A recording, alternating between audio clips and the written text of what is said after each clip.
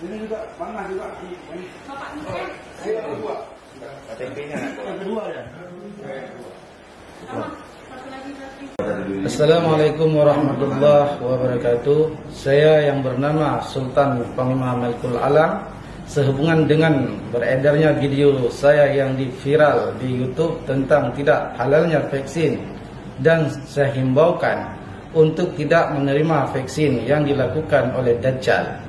Maka dengan ini saya meminta maaf kepada pemerintahan Republik Indonesia, pemerintahan Aceh, pemerintahan Kota Sabang, dan khususnya warga Aceh dimanapun berada, bahwa vaksin tersebut dinyatakan baik, dan saya berjanji tidak mengulangi perbuatan yang sama seperti dahulu.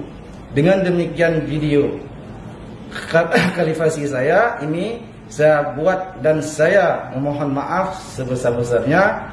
Yang pertama kepada pihak pemerintah Indonesia dan kepada warga Aceh. Sekian, terima kasih. Assalamualaikum warahmatullahi wabarakatuh.